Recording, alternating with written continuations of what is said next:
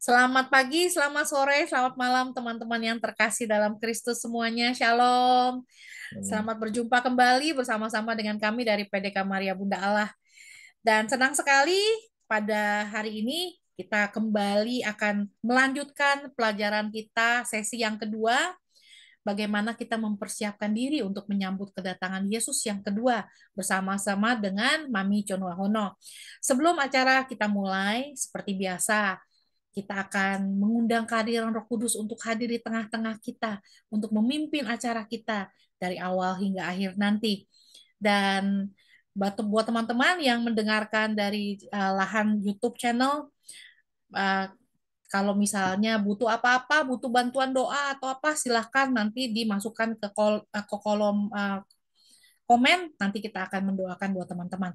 Baik, kita akan berdoa bersama dulu ya. Mari kita satukan hati kita dalam nama Bapa dan Putra dan Roh Kudus. Amin. Allah Bapa yang Maha Kasih, kami bersyukur dan berterima kasih kepadamu Bapa untuk kesempatan, untuk kehidupan, untuk berkat-Mu yang melimpah Bapa yang kami rasakan dalam kehidupan kami. Terima kasih Bapa. Terima kasih untuk kesempatan, untuk waktu-waktu Bapa yang Kau berikan kepada kami. Terima kasih. Satu minggu ini Kau berkati kami dengan kesehatan yang baik. Kau berkati kami dengan kehidupan. Dan Kau berkati kami, Bapa, dengan segala sesuatu yang baik, Bapa. Terima kasih. Terima kasih kalau pada hari ini kami boleh berkumpul kembali, Bapa, untuk bersama-sama melanjutkan pelajaran kami. Kami rindu untuk lebih mengenal Engkau, Bapa. Terutama kami rindu, Bapa, untuk bisa lebih mengerti cinta putramu Yesus, cintamu kepada kami yang begitu luar biasa. Pada masa Prapaskah ini, yang tinggal 3 minggu ini Bapa, kami mau mempersiapkan hati kami. Kami mau sungguh Bapa bertobat. Kami mau sungguh Bapa memperbaiki seluruh kehidupan kami. Kami ingin boleh merayakan Paskah kemenangan Yesus dengan hati yang benar-benar siap. Dan Bapa yang makasih, kami mohon berkat-Mu Bapa untuk Mami John yang akan menjadi pembicara kami pada hari ini. Biarlah Bapa kau boleh urapi hati, pikiran, bibir, lidah Mami, agar segala sesuatu yang Mami boleh sharingkan hari ini Bapa, boleh berasal daripadamu Bapa, dan boleh menjadi rema dalam kehidupan kami. Boleh menjadi kekuatan untuk kami dalam perjalanan iman kami. Berkati Bapak acara kami selama 60-90 menit ke depan ini Bapak. Biarlah Roh Kudus yang pimpin kami semua, agar kami semua boleh bersama-sama saling menguatkan dan saling belajar untuk menjadi lebih baik. Semua doa kami, seluruh waktu kami persembahkan kepadamu Bapa dengan perantaran Yesus Kristus Putramu yang tunggal, Tuhan dan pengantara kami. Amin. Dalam nama Bapa dan Putra dan Roh Kudus. Amin. Silakan Mami. Sila- Terima kasih. Terima kasih teman-teman. Saya nanti di pelajaran terakhir baru saya mau omong tentang bagaimana kita harus bersiap diri. Tapi dua pelajaran ini saya mau kalian tertanam untuk mengerti bahwa sedemikian menderita, sedemikian pengorbanan habis-habisan yang Yesus sudah lakukan untuk kita. Pelajaran ini selalu saya kasih menjelang Paskah. Mungkin ada yang sudah pernah mendengar, tetapi pelajaran ini saya hanya berikan Paskah, dan pelajaran inilah yang membuat saya bertobat sampai tua begini. Saya tidak akan ingkar daripada Tuhan. Karena pelajaran ini membuat saya bisa merasakan luar biasa Yesus itu berkorban habis-habisan untuk kita. Ya, jadi bagi teman-teman yang belajar, nanti kalau ada yang nggak ngerti tanya, karena saya nggak mungkin kasih ayat semua yang ada di catatan saya. Tapi beberapa ayat yang bagus, yang kuat, saya yang mau bagi. Kemarin kan saya pertama bilang bahwa orang Yahudi adalah orang yang saleh. Maka ketika Yesus melanggar, kelihatannya melanggar hukum Taurat, menyatakan diri sebagai anak Allah, aduh dia luar biasa jengkel, marah gitu. Karena dia pikir keselamatan tuh bakal orang-orang seperti mereka yang adanya di bait Allah, yang melakukan hukum Taurat. Yesus omong sama pelacur bisa bertobat. Omong sama orang yang dia pikir nggak rohani, nanti kamu akan masuk kerajaan kekal. Itu nggak masuk di akal mereka.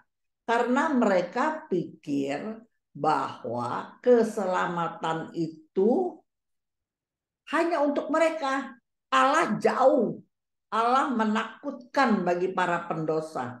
Tapi Yesus mau mengajarkan hal baru. Bahwa ada pengampunan di dalam nama Yesus. Dan ini pelajaran baru bagi mereka. Ya, dulu nih baca coba Ibrani 10 ayat 2 sampai 4. Ibrani 10 ayat 2 sampai 4. Sebab saat itu kalau mereka berdosa nih, mereka gampang tungguin hari korban. Itu kan kayak saudara kita. Kalau hari raya korban, makin merasa dosanya besar, dia kasih korbannya yang banyak, adu-aduan. Sampai beli kebo ada yang semiliar. Tahu nggak? Yang paling bagus yang itu adu-aduan selebriti beli. Dia beli yang 2 bagus-bagus. Koinnya 1. Kalau dia dosa, aku kasih korban. Tapi besok lusa gue dosa lagi, gue nggak apa-apa. Nanti gue kasih korban lagi. Bisa nangkep nggak? Itu makanya dia berulang-ulang setiap tahun kasih korban. Dia tahu jalan dia salah, dia tahu bukan nggak tahu. Tapi dia pikir entar aku kasih korban, maka beres. Nah, di Ibrani 10 ayat 2 dan 4 berkata, mari. Siapa mau baca gantian? Riana, Dede, siapa lagi terserah. Sebab jika hal itu mungkin, pasti orang tidak mempersembahkan korban lagi. Sebab mereka yang melakukan ibadah itu tidak sadar lagi akan dosa setelah disucikan sekali untuk selama-lamanya. Itu kita ya, Ya. sekali untuk selama-lamanya. Tetapi justru oleh korban-korban itu, setiap tahun orang diperingatkan akan adanya dosa. Sebab tidak mungkin darah lembu jantan atau darah domba jantan menghapuskan dosa. Nah, ini garis bawahi. Sebab tidak mungkin, enak aja kalau gue dosa tapi gue kaya, ya gue beli kebo terus-terusan Andy. Terus hapus dosa gue, ya enak banget begitu.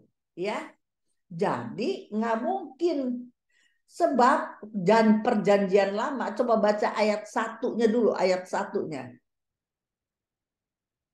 Di dalam hukum Taurat hanya terdapat bayangan saja dari keselamatan yang akan datang dan bukan hakikat dari keselamatan itu sendiri. Karena itu, dengan korban yang sama, yang setiap tahun terus-menerus dipersembahkan, hukum Taurat tidak mungkin menyempurnakan mereka yang datang mengambil bagian di dalamnya. Iya, jadi kan nggak mungkin katanya kan. Nggak mungkin selamat hanya kasih korban. Nah, ini coba ini ya. Ini bagus sekali, ada 2 ayat yang bagus yang Anda harus perhatikan. Ada 3 ayat. Coba yang paling jelas Ibrani 9 ayat 13-14. Kalau nggak ngerti teman-teman harus tanya ya. Ntar udah kelewatan susah. Ibrani 9, 13, 14. 2, 3. Sebab jika darah domba jantan dan darah lembu jantan dan percikan abu lembu muda menguduskan mereka yang najis, sehingga mereka disucikan secara lahiriah. Stop, garis bawahi. Itu cuman disucikan secara lahiriah. Jadi kita lego. Gue nih dosa nih, tapi gue udah beli lembu yang 1M. Nah, gue udah impas. Besok lusa aku dosa lagi, ya no problem, ntar gue kasih lagi gitu. Jadi disucikan secara lahiriah. 14. Betapa lebihnya darah Kristus yang oleh roh yang kekal telah mempersembahkan dirinya sendiri kepada Allah sebagai persembahan yang tak bercacat, akan menyucikan hati nurani kita dari perbuatan-perbuatan yang sia-sia, supaya kita dapat beribadah kepada Allah yang hidup. Tapi kalau Yesus datang, dia mempersembahkan darahnya sebagai persembahan yang tak bercacat. Dia menyucikan hati nurani. Garis bawahi, yang tadi menyucikan secara lahiriah. Makanya kita belajar firman Tuhan supaya kita disucikan hati nurani kita. Jadi kalau bayar korban kita lego karena udah bayar korban. Tetapi hati kita tidak disucikan, kita akan jatuh di tempat yang sama berulang-ulang. Tapi kita nggak berasa dosa-dosa. Kalaupun kita berasa dosa, ntar saya beli persembahan. Tetapi kalau Yesus datang dan kita mengerti pengajarannya, makanya saya kasih 2 pelajaran ini, maka pengertian kita, pengenalan kita akan firman Tuhan menyucikan hati kita. Jadi kita udah tahu, aduh Yesus udah luar biasa menderita kayak gitu, masa sih lu buat tega-tega amat? Bukannya balas kebaikan Tuhan dengan perbuatan perubahan karakter kita menjadi baik. Masa sih saya berdosa gitu loh. Masa sih kita terus melakukan perbuatan yang sia-sia. Padahal Yesus sudah begitu menderita. Ini sebenarnya sudah dibilangin juga nih, coba ya. Ibrani 9:10 coba baca sekali, 9:10.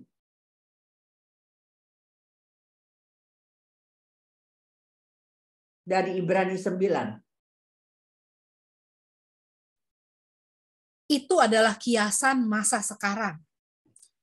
Sesuai dengan itu dipersembahkan korban dan persembahan yang tidak dapat menyempurnakan mereka yang mempersembahkannya menurut hati nurani mereka. Jadi nggak cocok. Jadi kalau kita mempersembahkan menurut hati nurani kita, kalau dia yang tadi aku bilang cuman secara lahiriah. Coba ayat 10-nya. Karena semuanya itu, di samping makanan, minuman, dan berbagai macam pembasuhan, hanyalah peraturan-peraturan untuk hidup insani yang hanya berlaku sampai tibanya waktu pembaharuan. Pembaharuan itu Yesus datang. Dia satu kali dan untuk selama-lamanya. Ini sebenarnya udah ada di perjanjian lama. Kalau kita lihat dari 2 Tawari 29, 2 Tawari 29 ayat 24. Dan para imam menyembelihnya dan mempersembahkan darahnya di atas mezbah sebagai korban penghapus dosa untuk mengadakan pendamaian bagi seluruh Israel. Sebab raja telah memerintahkan untuk mempersembahkan korban bakaran dan korban penghapus dosa itu bagi seluruh Israel. Tapi disucikannya catat secara lahiriah. Itu ingat. Ya. Tapi Yesus datang, dia bawa darahnya sendiri. Dia bawa darahnya sendiri dan cukup satu kali dan untuk selama-lamanya. Dia mau supaya yang dulu orang pikir kalau dosa, aduh kan mati. Aku udah bilang ada 3 hukuman. Dicambuk sampai mati, dirajam sampai mati, disalib sampai mati. Maka rasanya Tuhan itu jauh, jahat, galak, begitu loh. Tetapi secara Yesus datang, Yesus mau bilang, lu kalau dosa nggak apa-apa, percaya sama aku. Saya sangat mengerti manusia gampang sekali dosa. Tanpa melekat kepada firman, lu bisa dosa. Tapi kalau lu dosa, lu nggak usah takut. Darahku. Lah itu dia bilang. Efesus 2 ayat 17-18. Efesus 2 ayat 13 dulu boleh dah. Efesus 2 ayat 13 dulu. Tetapi sekarang di dalam Kristus Yesus, kamu yang dulu jauh sudah menjadi dekat oleh darah Kristus. Nah, lebih jelas ayat 17-18. Ia datang dan memberitakan damai sejahtera kepada kamu yang jauh dan damai sejahtera kepada mereka yang dekat. Karena oleh Dia kita kedua pihak dalam satu roh beroleh jalan masuk kepada Bapa. Iya, melalui apa? Pengampunan. Catat. Pengampunan. Sebab Yesus datang, aku udah kasih kemarin, bahwa aku datang bukan meniadakan hukum Taurat, bukan saya batal-batalin, tapi aku datang menggenapinya. Itu kemarin aku udah kasih Matius 5:17. Saya ulang ya. Jangan kamu menyangka bahwa aku datang meniadakan hukum Taurat atau kitab para nabi. Aku datang bukan meniadakannya, melainkan menggenapinya dengan apa? Pengampunan. Jadi tadi Efesus 2:17-18, pengampunan adalah kasih karunia Allah yang memerdekakan kita dari tuntutan hukum Taurat. Ini rada susah ya, kalau nggak ngerti rada susah, tapi kalian saya ulang-ulang, saya mau kasih lihat bahwa beginilah Tuhan Yesus sudah berkorban habis-habisan. Toh kalau kita jatuh dalam dosa, bukan sengaja berbuat dosa loh ya. Kalau kita toh jatuh di dalam dosa, dalam kelemahan, ada satu orang yang mau mengampuni dosa kita. Roma 8 ayat 1-2 udah dikasih belum? Belum kemarin. Roma 8 ayat 1 dan 2. Sebab yang kemarin saya tutup dengan upah dosa adalah maut. Ya kan zaman bakhla kan upah dosa adalah maut. Tetapi sekarang Roma 8 ayat 1 dan 2. Andy yang baca. Roma 8 1 dan 2. Demikianlah sekarang tidak ada penghukuman bagi mereka yang ada di dalam di dalam Kristus Yesus. Roh yang memberi hidup telah memerdekakan kamu dalam Kristus dari hukum dosa dan hukum maut. Catat yang belum tahu, hukum dosa dan hukum maut sama dengan hukum Taurat. Saya ulang nih. Hukum dosa dan hukum maut sama dengan hukum Taurat. Kenapa disebut Taurat? Ingat barusan aku ngomong. Dulu kalau dosa pasti maut. Kan ada 3 hukuman itu mati. Dosa mati. Orang berzina aja mati, dirajam sampai mati. Tapi kalau kita minta ampun di dalam Kristus Yesus, maka kita dimerdekakan dalam Kristus dari hukum dosa dan hukum maut. Seperti yang saya udah omong kali kemarin, orang yang mau dihukum resmi, hukum tembak, hukum listrik, mati, pasti malamnya datang pastor untuk bichten pengakuan dosa dan pastor mengampuni segala dosa. Maka ketika besok dia ditembak mati karena dosanya, hukuman harus dijalankan. tetapi dosanya diampuni. Catat dulu itu, ntar kamu lupa lagi. Penjahat di sebelah Yesus, dia tetap mati di salib. Tetapi dosanya diampuni, sebab Yesus bilang, hari ini juga kamu bersama aku di Firdaus. Makanya kalau kita sakit parah, dapat perminyakan, itu salah satu juga. Dosa kita diampuni. Tapi perminyakan bisa juga kalau sakit, orang bisa jadi sembuh. Tapi kalau kita mati, dapat perminyakan, kita udah pengakuan dosa, Tuhan melalui pastor mengampuni dosa kita, maka entar malam kita mati, besok kita mati, dosa diampuni. Ya, tapi kalau hukuman tetap dijalankan. Bisa nangkep nggak nih? Ada yang mau tanya nggak soal ini? Tubuh rohani dosanya diampuni. Tapi tubuh jasmani karena dosa ya tetap dihukum listrik lah. Gitu. Sampai sini jelas ya? Ada yang mau nanya dulu nggak sampai sini? Yesus cuma mau kasih lihat. Ya, silakan. Pak Frans. Ya, Bu Cun, dari awal Bu Cun kaitkan dengan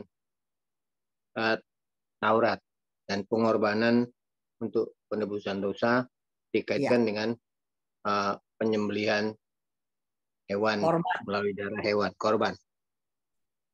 Yang kita bicarakan ini sebetulnya doa asali atau doa perbuatan, Pak? Kenapa? Doa asali, doa asal atau doa perbuatan?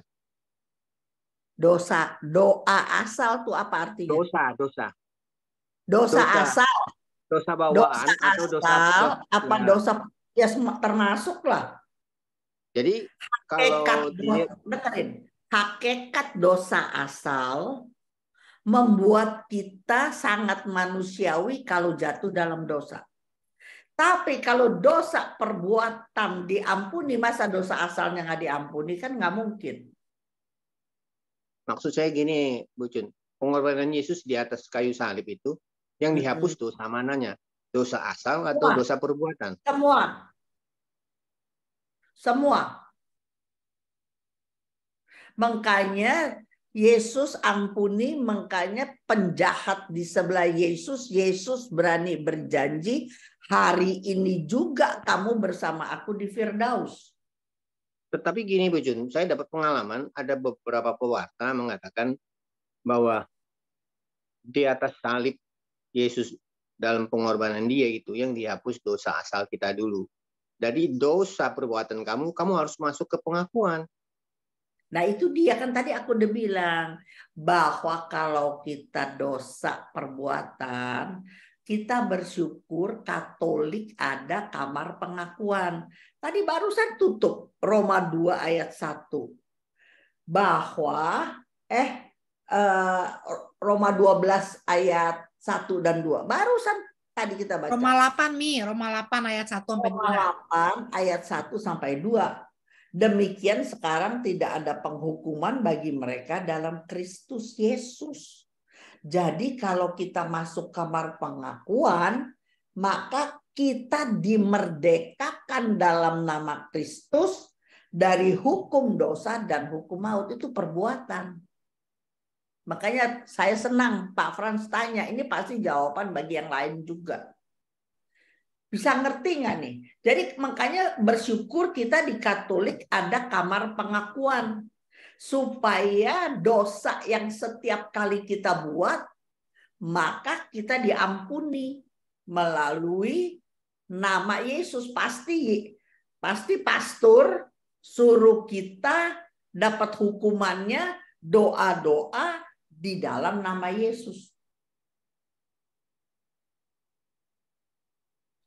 Jadi waktu si penjahat diampuni, itu penjahat bukan dosa asalnya doang. Dosanya dia sampai dia naik ke kayu salib, kan dia punya dosa. Kalau dia nggak punya dosa, dia nggak naik di kayu salib, Pak Frans. Yeah. Tetapi Yesus berani berkata, hari ini juga kamu bersama aku di Firdaus. Jadi bukan hanya dosa asal, dosa perbuatan juga diampuni. Saya udah pernah ajar sekian yang mana nggak tahu. Saya bilang begini, kalau kita habis masuk kamar pengakuan Pak Frans, udah ngaku dosa semua-muanya. Keluar kamar pengakuan ada batu, kita kesandung, mati. Pasti tetap masuk surga. Tapi sayangnya kita bolak-balik masuk kamar pengakuan kan kagak mati-mati nih. Kalau nggak mati-mati berdosa lagi nggak? Nah gitu. Nah kalau dosa lagi maka kamar minta pengakuan dosa. Oke? Iya. Oke, ada yang mau tanya lain lagi? Saya senang loh kalau ditanya saya, kalau bisa jawab saya. Seberapa sering kita ngaku dosa kalau dianjurkannya? Sebulan sekali? Karep-karep kamu. Suka-suka kita. Tahun sekali? Kalau lu berasa berdosa, kalau lu takut mati, nanti kalau lu dosa, lu belum ngaku, lu mati, masuk mana? Tapi kira aja sendiri. Mi, aku mau nanya, Mi. Kalau misalnya kita waktu pas dibaptis kan, Mi, pada prinsipnya, Mi, dosa asal kita kan, Mi, yang diampuni kan? Udah diampuni. Oke. Iya, betul. Tapi kan saya udah bilang, masuk kamar pengakuan, habis dibaptis, kagak mati-mati, Riana. Kalau kagak mati-mati, apa Andy? Bolak-balik bikin dosanya yang sama lagi. Kurang kreatif. Nih, dengerin saya. Dosa yang sama karena kita punya kelemahan yang sama. Bener nggak? Ada orang kelemahannya tidak duit, tapi cewek. Ada orang kelemahannya tidak cewek, tapi tukang bohong. Macam-macam. Tapi saya sangat percaya, tadi kita udah baca ayatnya. Kalau Yesus datang, maksudnya firman datang, masuk di dalam hati kita. Kata Yohanes 15 ayat 3 bilang, kamu memang sudah dibersihkan karena firman yang kukatakan. Kalau firman masuk ke dalam kita, pasti frekuensinya berkurang. Bisa nangkep nggak? Kalau tadi lu jatuh dosa main cewek mulu nih, seminggu 2 kali main cewek, misalnya kalau ada Yesus benar-benar, lu pasti berkurang. Tadinya lu suka makiin orang, kebun binatang, menghakimi orang. Tapi kalau firman masuk terus, pasti frekuensinya berkurang. Kan kita nyetir mobil lagi kenceng, nggak bisa rem mendadak. Ada lah yang bisa. Tapi kan kita mesti rem pelan-pelan. Lama-lama 2 minggu sekali, lama-lama sebulan, lama-lama setahun cuma 1-2 kali. Lama-lama hilang. Sebab tadi kita udah baca. Kalau kita makin mengerti pengorbanan Yesus, maka sangkal diri panggul salib kita adalah bagian dari thanksgiving kita kepada Tuhan. Nah, kalau yang diselamatkan secara lahiriah, dia nggak punya pengertian tentang itu. Pengertian dia, kalau saya bayar korban perjanjian lama, dosa saya diampuni. Padahal itu tadi ayat kita udah baca bahwa itu hanya kiasan. Perjanjian lama adalah kiasan dari apa yang akan terjadi perjanjian baru. Ini kalau saya urut panjang ini. Habel kenapa persembahannya diterima sama Tuhan? Kenapa Kain enggak? Kan si Kain kan karena dia peternak. Dia petani. Habel itu peternak. Makanya dia kasih lemaknya binatang. Tapi overall yang ini perjanjian lama, bayangan dari perjanjian baru. Dari awal Tuhan mau ingatkan kita dari awal, dari Habel. Kalau mengasihi Tuhan harus segenap-segenap. Segenap hati, segenap jiwa, segenap akal budi, segenap kekuatan. Makanya si Habel itu mempersembahkan kepada Tuhan, kasihnya satu domba yang tak bercacat celah. Itu dibuktikan nanti kepada perjanjian baru, Yesus dikorbankan sebagai anak domba yang tidak bercacat celah. Ayo, siapa yang mau tanya lagi? Ini hal-hal begini aku jawab kalau ada yang tanya. Udah? Nah, kalau nggak ada, aku masuk lebih dalam lagi. Aku masuk lebih dalam, kan tadi ingat ya, bahwa kalau Yesus datang, dia menyucikan hati nurani kita.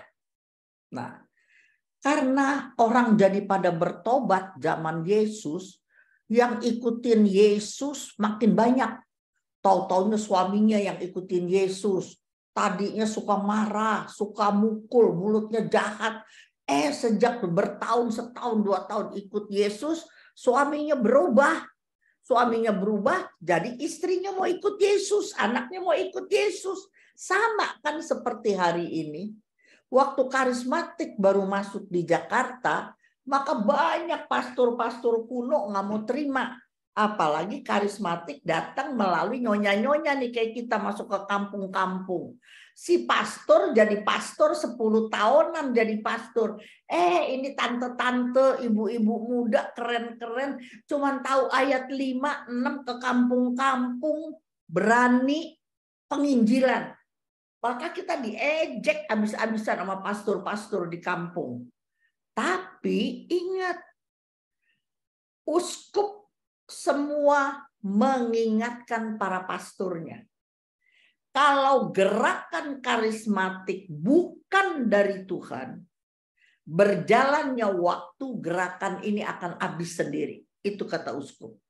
Tapi kalau gerakan ini dari Roh Kudus, kamu jadi para gembala tidak mengkoordinir, memperhatikan, memberi semangat, kamu melawan Roh Kudus.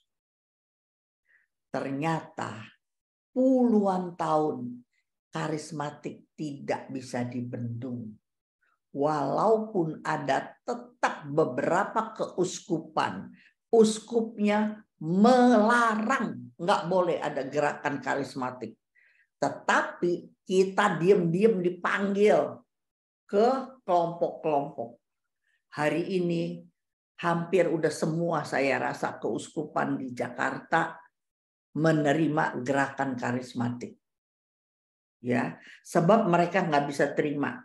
Gerakan karismatik adalah memberikan firman Tuhan kepada umat. Nah, firman Tuhan ini makanan bagi tubuh rohani. Yang tadinya putus asa jadi ada harapan, yang tadinya khawatir jadi tenang, yang tadinya sakit boleh kesembuhan, yang tadinya nggak ada damai sejahtera jadi tenang. Jadi kan mulut ke mulut, seperti perempuan Samaria. Dari mulut ke mulut, Yesus tinggal 3 hari, maka ayatnya bilang, bukan karena perempuan itu kami percaya, tapi karena kami udah lihat siapa Yesus, bukti. Sekarang juga, maminya bertobat, papinya bertobat, di rumah berubah. Yang tadinya piring terbang, yang tadinya maki-makian, sekarang bisa tenang. Teman-temannya semua pada mau ikut Tuhan nggak? Mau. Itu sama ini sama gitu ya. Jadi firman Tuhan itu mengubah dari dalam. Kalau korban-korban cuman bikin lega karena cuman secara lahiriah. Itu poinnya.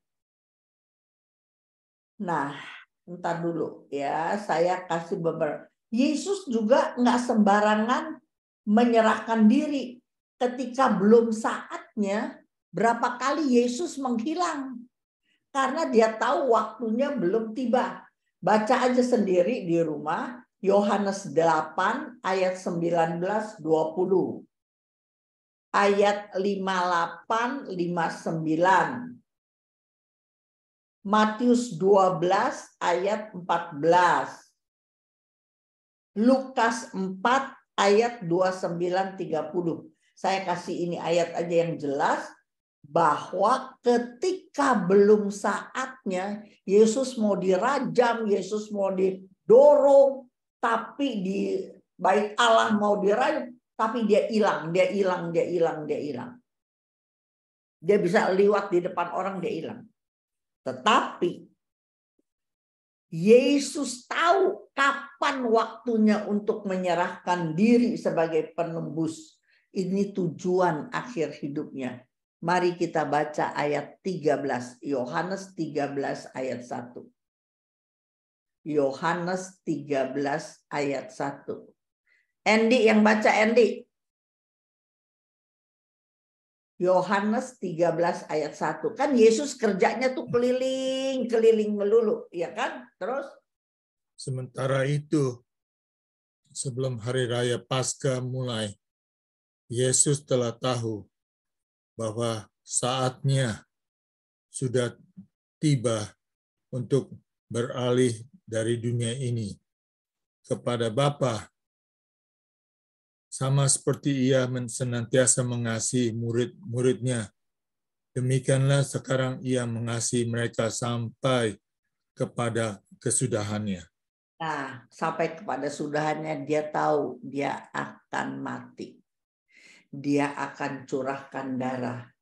Maka habis Yohanes 13 kamu baca, maka dia kembali ke Yerusalem. Dia masuk ke Taman Getsemani. Jadi kalian catat, bukan Yesus ditangkap di Taman Getsemani, bukan ditangkap. Tapi Yesus menyerahkan diri waktu di Taman Getsemani. Ayat yang tadi aku kasih 4, kalau belum waktunya dia menghilang. Ya, dia menyingkir. Lewat dari tengah mereka dia menyingkir. Tetapi ketika saatnya sudah tiba, dia kembali ke Yerusalem, kan sebelum hari Paskah mulai. Nah, mestinya setiap Paskah orang kasih korban binatang, bukan? Iya kan? Tetapi saat ini dia kasih darahnya sendiri sebagai korban. Saatnya sudah tiba untuk beralih gitu, ya kan? Itu semua ada ayat-ayatnya di sini ya. Ntar aku lihat udah. Ntar dulu. Ini ya contoh ya dari perjanjian lama. Sebenarnya itu bayangan. Ingat nggak waktu orang-orang mau keluar dari Mesir, kalau rumahnya ada darahnya, malaikat El Maut lewat. Jadi barang siapa percaya pengorbanan Yesus, dosanya diampuni, maka kita bisa masuk dalam kerajaan Allah Bapa. Itu semua cerita-cerita, ini semua saya ada ayatnya. Ya, malaikat maut mengambil nyawa anak sulung, manusia, binatang, tetapi dilewati orang yang memiliki tanda darah. Siapa tanda darah sekarang perjanjian baru? Yesus Kristus. Ya, jadi sampai Yesus ditangkap, sampai disuruh pilih Barnabas atau Barabas atau Yesus, maka ahli Taurat kaum Farisi yang berteriak paling dulu, lepaskan Barabas, salibkan Yesus, salibkan Yesus. Orang banyak mah cuman ikutin doang. Tetapi yang paling pertama teriak-teriak itu adalah ahli Taurat, gitu, ya kan? Maka Yesus berkata satu ayat ini. Kan Yesus waktu, saya udah kecepatan nih. Ntar saya mundur dulu. Kenapa mesti darah? Kadung saya udah baca nih. Kan Yesus disalib ada tulisan apa? Andy, ada tulisan apa di salibnya? Inilah Yesus, Raja orang Yahudi. Indri yang setahu saya. Indri. Iya. Yesus, Raja orang Yahudi. Sekarang aku tanya, kapan dia jadi Raja orang Yahudi? Ayo jawab, semua dedek, semua jawab. Kok ditulisnya Raja orang Yahudi? Secara sejarah kapan dia jadi Raja orang Yahudi? Nggak kedengeran. Ulangin, saya nggak kedengeran Riana apa yang dia omong. Enggak, kayaknya bocor nih. Oh, bocor. Ayo. Kalau dari kitab suci sih Mi, Yang waktu dia bilang kerajaanku bukan di sini. Terus, Yohanes 18 ayat 36. Baca dulu kamu. Yohanes 18 ayat 36. Yohanes 18 ayat 36. Jawab Yesus, kerajaanku bukan dari dunia ini, tetapi jika kerajaanku dari dunia ini, pasti hamba-hambaku telah melawan, supaya aku jangan diserahkan kepada orang Yahudi. Tetapi kerajaanku bukan dari sini. Jadi gimana? Kenapa ditulis Indri, raja orang Yahudi? karena Pilatus yang bilang. Pilatus Nih. yang bilang, kamu sendiri bilang kalau kamu adalah raja. Bukan. Nih liatin saya. Tubuh manusia ada dua. Liatin saya, ini pelajaran dasar. Kalau pakai begini semoga kamu gampang ngerti. Secara jasmani, kita tinggal di seluruh dunia dengan raja berbeda, presiden berbeda, warga negara yang berbeda-beda. Di seluruh dunia. Tapi ingat, kita punya tubuh rohani. Setiap orang yang memiliki nama Yesus, mengakui Yesus di seluruh dunia, rajanya Yesus. Bisa nangkep nggak gitu? Kan kita punya dua tubuh. Tubuh jasmani kita, pasportnya beda-beda. Di mana kita berdomisili. Tetapi kita punya tubuh rohani kan. Kalau tubuh rohani kita mengakui Yesus sebagai Tuhan, maka raja kita adalah Yesus. Kerajaan Yesus bukan dari dunia ini, bukan dari ini. Lihatin nih, bukan dari ini kerajaan Yesus. Tetapi kerajaanku kerajaan sorga. Kerajaan sorga bukan nun jauh di sana, ada suatu tempat, istana, kata Sebedius nyonyanya, maminya. Ntar ya kalau udah sampai di sono kerajaan, anak gue satu di kiri, satu di kanan. Kata Yesus, bukan. Dia bukan kerajaan jasmani. Maka dia bilang, kerajaanku bukan dari dunia ini, bukan. Tapi kerajaanku bukan yang dari sini. Tapi kerajaan rohani, kerajaan Allah. Setiap orang yang mengakui Yesus sebagai Tuhan, maka kerajaan Allah ini rajanya Yesus. Ayo ngomong bagaimana tuh? Gua nggak ngerti bahasanya deh. Kalau gitu kan kayak Mami bilang, tubuh kita ada tubuh rohani dan tubuh jasmani ya. Ketika kita mengaku Tuhan sebagai Tuhan dan Raja, Yesus menjadi Raja. Bukan saat kita dibaptis, tapi saat kita mengaku. Saat kita mengaku Yesus adalah Allah, maka saat itu kita adalah anggota kerajaan Allah. Ya, bukan waktu rajanya siapa? Rajanya siapa? Yesus.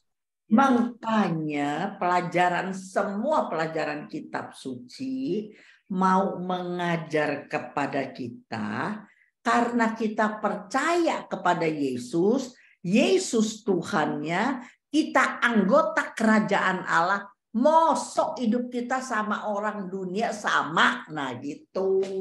Makanya kita belajar firman supaya hidup kita tetap di dunia, tetapi cara hidup kita cara hidup yang Tuhan mau menurut rencana dan kehendak Tuhan.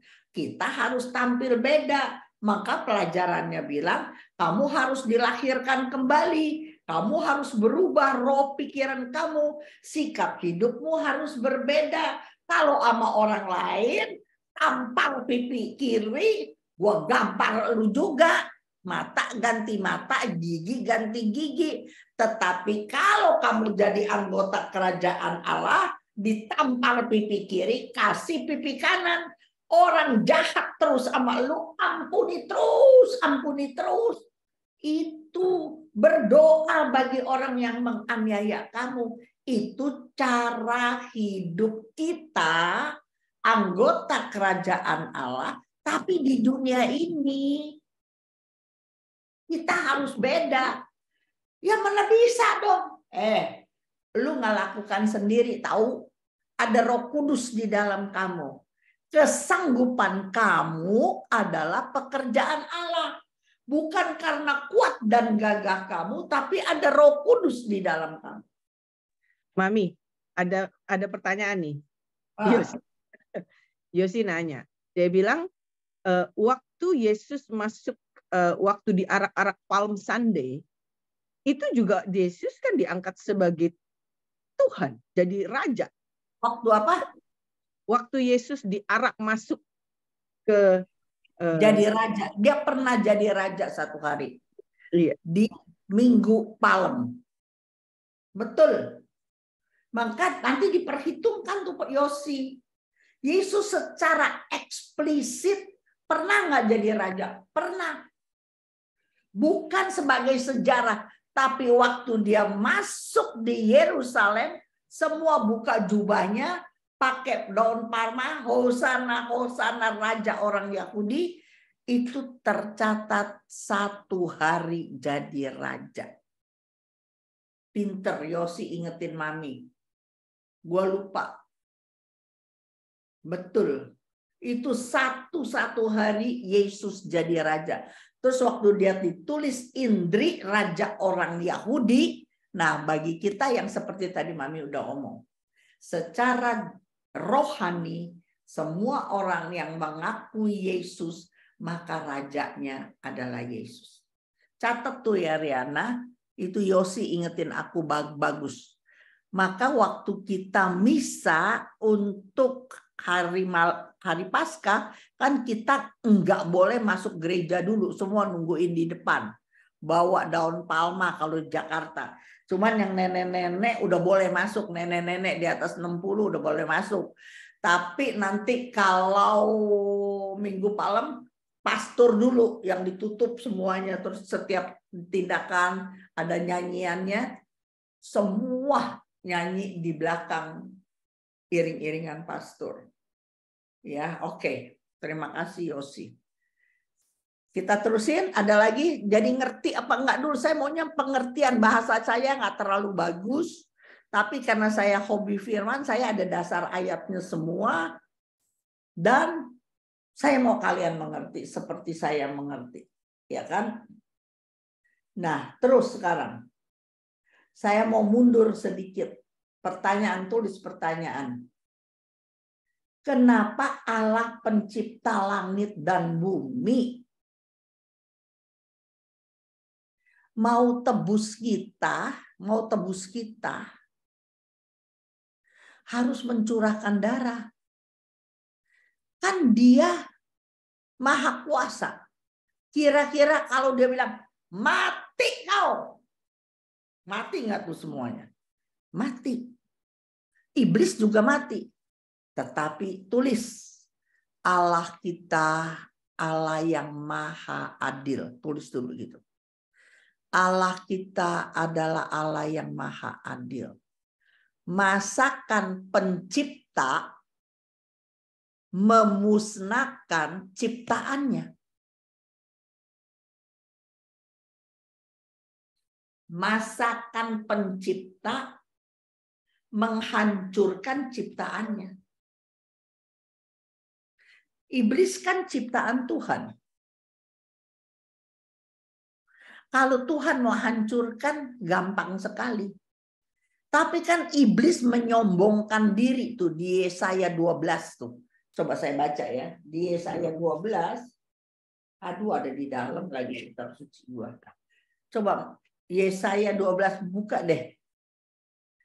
Ayat Yesaya 12 apa Yesaya berapa ya? Coba baca 12 Dek. Betul apa enggak? Tadi dulu gue punya kitab suci. 12 ayat berapa, Mami? Ayat 12 juga apa? Ayat 11, 12 juga nggak tahu, udah gue lupa. Ada 5 kali si ciptaan itu sombong teuing. Mi, saya 12 cuma sampai 6, Mi. Ayat 12. Is, ambilin kitab suci saya yang tebal. Cepetan.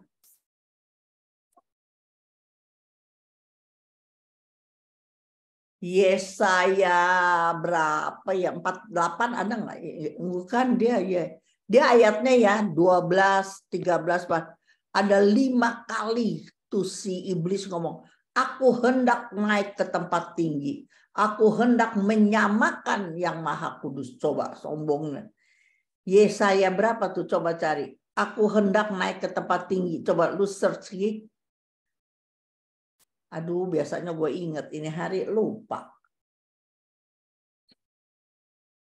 Ada satu lagi yang di tengah sini nih. Yang gede apa yang Enggak, yang kecil, yang udah jelek tuh. Oh iya. Cepetan.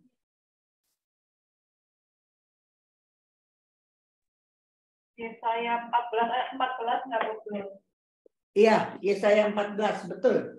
Coba bacain, coba sayang. Tolong sayang. Yesaya 14 ayat 14. Aku hendak Ayat naik. 12 dulu, ayat 12 dulu. Ayat 12. Sebentar, aku juga mau buka. Yesaya 14 ayat ayat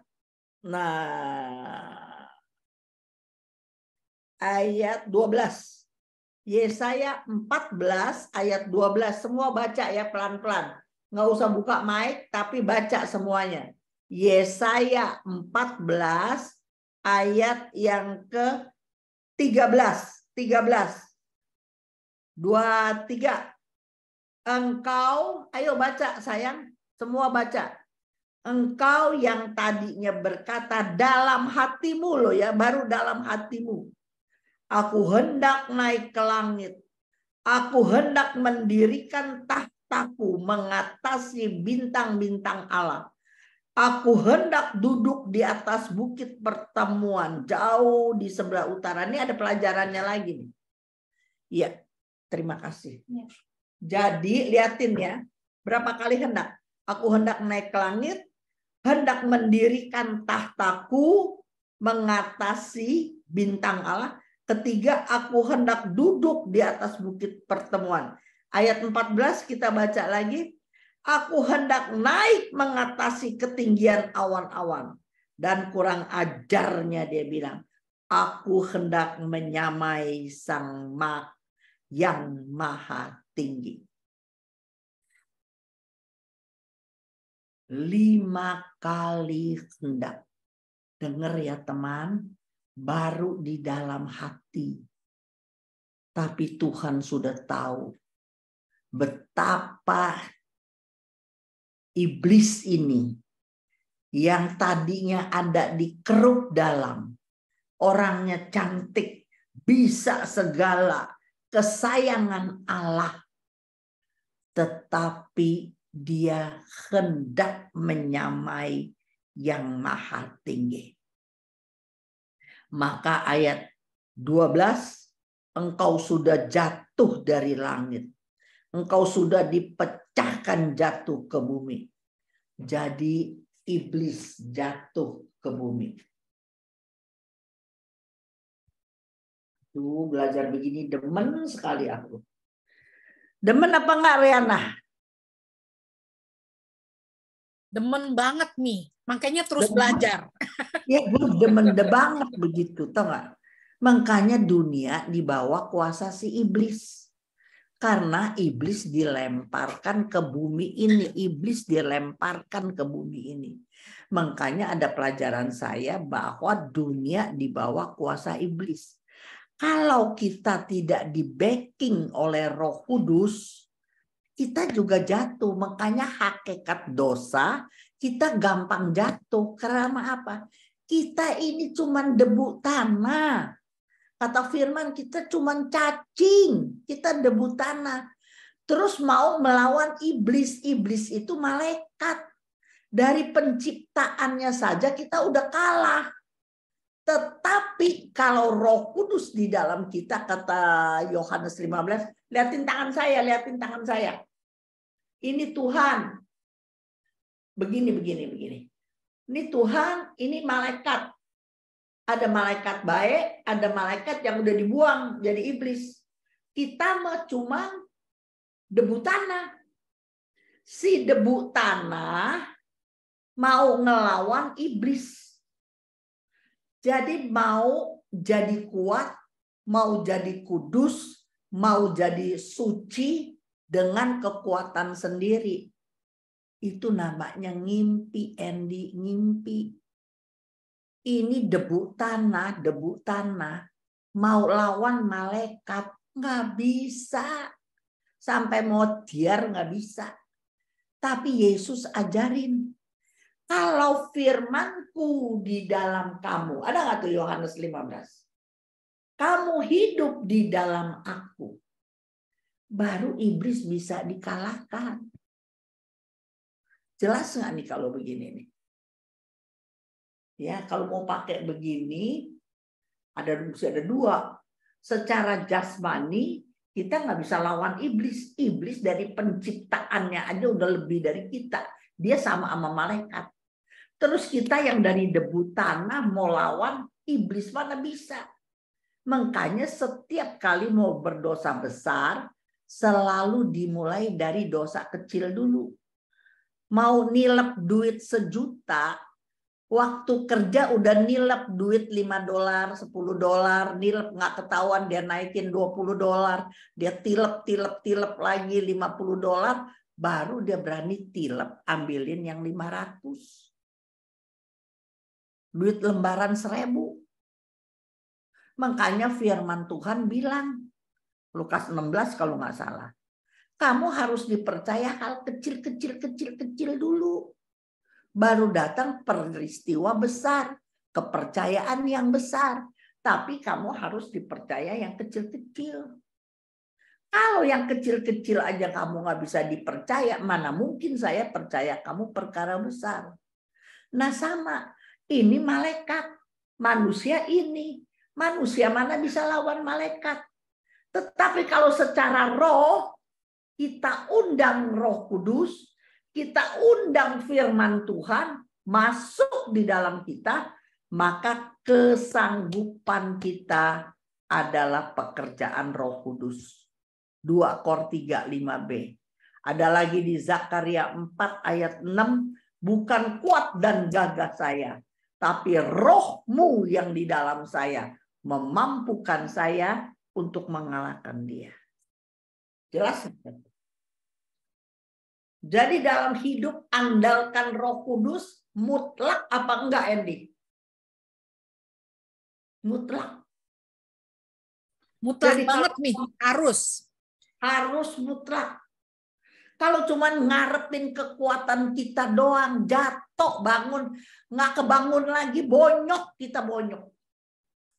Berarti Mi, kalau orang yang tidak percaya, sesuatu kehilangan yang besar ya. Iya, makanya tugas kamu, Andy. Kamu adalah saksi-saksiku. Orang yang udah kenal firman kayak Mami, mati-matian. Gue cuman bilang satu dulu, gue nggak bisa menjelaskan apa yang jelas begini waktu masa muda. Tapi aku tahu karena aku belajar firman, aku selalu lolos, diluputkan, lolos. Ada banyak hal. Nah, tapi kan dulu gue belum pinter. Gue kan nggak sekolah teologi filsafat. Tapi gue punya beban orang belajar firman. Ayo belajar gitu doang. Baru sekarang saya bisa mengajar dengan sangat sederhana. Kalau saya bilang belajar firman, itu saya sedang mengarahkan kamu bergaul sama Tuhan.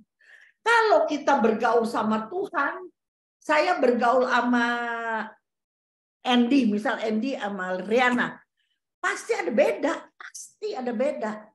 Tetapi karena bergaul saben hari, kalian saling impartasi dan kalian saling mengerti satu sama lain.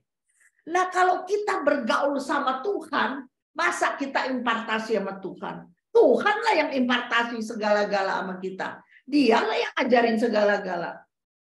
Nah, kalau kita nempel sama Tuhan, lama-lama kita jadi berubah seperti Tuhan nggak? Iya, gitu loh. Nah, mau ajarin orang begini susah sekali, Andy. Gimana tuh? Cun, nggak usah Tuhan. Belajar sama lu, gue pusing. Ayatnya banyak banget, pusing begitu. Saya dulu juga bertahun-tahun susah untuk mengikuti Yesus. Nggak gampang. Nggak gampang. Iblis ganggu. Sebab kalau kita mengerti firman Tuhan, iblis nggak bisa kerja sama kita. Kalau iblis nggak bisa kerja, dia nggak ada job. Jobnya iblis tuh ancurin Andy, ancurin dia, Riana, ancurin saya. Sebab kita orang yang ngomong tentang firman, satu kali saya dosa, dunia tahu iblis menang. Makanya kita mesti mati-matian jaga diri. Makanya kita tidak boleh lepas dari firman Tuhan. Makanya kita harus punya komunitas yang selalu mengingatkan kita. Bisa kita jatuh. Istilahnya kita jenderal gitu ya. Kalau misalnya musuh mau nyerang, pasti yang diserang jenderalnya duluan. Gak mungkin cara-caranya. Iya, dia nggak dapat apa-apa. Iya, tapi kalau jenderal jatuh, tapi punya komunitas, bangkit lagi. Itu gunanya komunitas. Ada pertanyaan nih, Mam. Ya, terus. Yosi. Tanya. Ayo jawab. Ayo kok, nanya sendiri kok, jangan diwakili. Bingung. Ayo Yosi. Tante, tadi apa hubungannya dengan darah Yesus, Tante? Belum, gue belum sampai gue mengok. Belum. Ya jadi udah, nanya. Kecepetan. Kan gue bilang, gue nih nggak sekolah, cuman belajar sendiri. Jadi kalian yang pinter-pinter, orang bilang begini nih Riana, gue paling demen belajar sama Ibu Cun. Kenapa? Sebab dia kalau ngomong tuh banyak sekali. Ntar di rumah gue rapiin, bisa 4 pelajaran, Cun. Kalau orang kan sayang-sayang 1 pelajaran dulu, baru 1. Gue semua yang ada di otak gue omong. Tapi kalau kamu pinter, kamu bisa pilah-pilah, jadi pelajaran sendiri-sendiri dapat banyak. Makanya yang ikut PA gue hari Senin 250. 200. Karena orang demen. Jadi katanya kalau biasa pewarta cuma kasih nasihat doang. Kasih nasihat terus kasih ayat. Tapi kalau Ibu Cun tuh mesti belajar, nggak bisa. Makanya gue kan bilang, kalau belajar sama aku, duduk, pegang kitab suci, buku catatan. Jangan sambil cuci piring, sambil masak, sambil makan. Lewat aja lu kagak dapet apa-apa. Nggak dapet aja, percaya saya kalau kamu nggak duduk diam gitu. Oke. Udah ngerti ya, Yosi sekarang mau masuk ke pelajaran yang lu mau. Kan Yesus itu menghilang ketika saatnya belum tiba. Waktu saatnya udah tiba, maka dia menyerahkan diri. Kemudian dia menyerahkan diri dibawa kepada Pilatus. Tapi Pilatus juga nggak tahu dosa apa nih. Orang-orang gara-gara yang teriak-teriak si ahli Taurat, jadi semua orang ikutin ya si Pilatus pinter.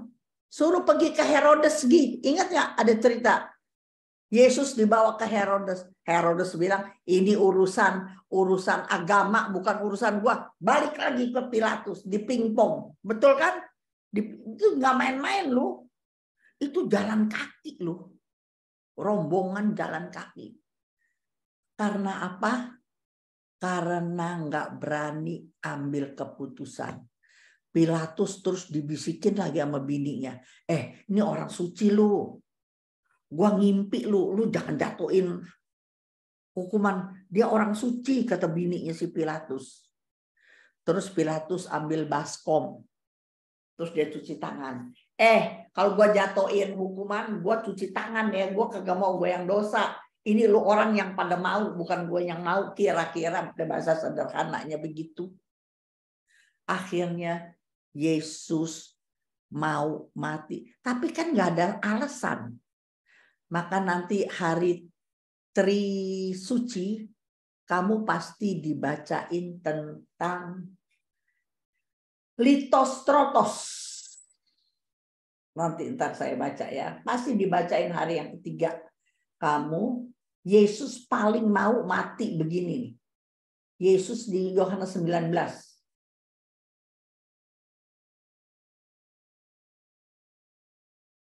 Nah, hanya karena alasan ini Yesus disalib. Yohanes 19 ayat 12. Yohanes 19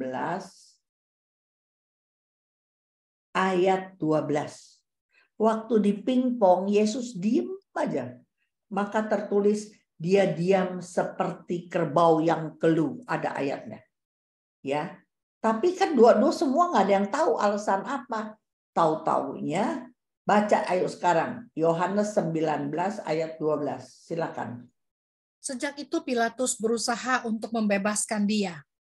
Tetapi orang-orang Yahudi berteriak, "Jikalau engkau membebaskan dia, engkau bukanlah sahabat Kaisar. Setiap orang yang menganggap dirinya sebagai raja, ia melawan Kaisar." Nah, cuman alasan ini. Kan dia lagi dijajah sama Roma. Di Roma kan ada Kaisar. Sekarang orang tulis dia raja orang Yahudi. Nah, dari mana ada Kaisar, ada raja? Hanya karena ayat ini, baca ayat 13-nya. Ketika Pilatus mendengar perkataan itu, ia menyuruh membawa Yesus keluar. Dan ia duduk di kursi pengadilan di tempat yang bernama Litostrotos. Dalam bahasa Ibrani, Gabata. Ini akan dibaca waktu ada 3 orang di misa, 3 hari suci. Ini pasti dibaca. Nah, sekarang saya mau ajarin lebih dalamnya. Ini kematian yang Yesus mau. Cara begini yang Yesus mau. Makanya waktu dia sudah dibawa ke Pilatus, ke Herodes, dia diam aja. Kenapa? Dia mau mati secara terhormat. Sekarang pasang kuping ya, pasang kuping. Saya minta jawab. Meja Litostrotos adalah meja pengadilan. Setiap orang yang ditok di meja Litostrotos orang berdosa dong. Iya nggak? Kalau orang berdosa ditok salib sampai mati, waktu dia mati rohnya milik siapa? Ayo, Iblis pikir. nih. Milik iblis. Ya, itu dia milik iblis. Setiap orang di litos. Jadi ini kalau alam roh ini gue menghayal nih. Di sampingnya Litostrotos ini udah banyak iblis. Sebab setiap orang yang divonis di Litostrotos namanya juga meja pengadilan. Pasti orang berdosa. Waktu dia mati, rohnya pasti milik iblis. Tapi sekarang ketika Yesus divonis, tahu-taunya dia orang benar. Maka kalau kamu nonton film The Passion, waktu habis terakhir film The Passion, iblis berteriak, wah, oh iblis kalah. Iblis mau ambil rohnya, Yesus nggak bisa. Sebab ternyata dia orang benar. Iblis dikalahkan oleh kematian Yesus. Lebih dikalahkan, dia bangkit pada hari ketiga. Tapi saya tetap nih Yosi, gue belum ngomong nih tentang darah. Nah, kenapa Yesus mesti curahkan darah? Sampai sini dulu udah jelas belum nih? Jelas nggak? Dia mau mati di meja Litos-Trotos. Jadi secara sah dia divonis orang berdosa, tapi iblis dikalahkan. Ternyata dia bukan orang berdosa. Sama kayak sekarang. Banyak orang mau ambil roh kita kalau kita jadi penjahat, tetapi ketika malam terakhir sebelum mati kita ngaku dosa, Tuhan ampuni kita, maka besok waktu kita mati di kursi listrik atau ditembak, iblis nggak bisa ambil roh kita. Walaupun secara jasmani saya di kursi listrik. Itu sama. Nah, sekarang. Di dalam darah ada nyawa. Tulis dulu. Di dalam darah ada nyawa. Kalau kita mau mati gampang. Dandan bagus-bagus, cakep-cakep, dipetik, kita taruh baskom, kita potong aja nadi kita. Semua bagus. Darah habis, mati nggak kita? Mati. Ya. Maka ini ayat yang paling penting. Kata Matius 26 ayat 28. Coba baca.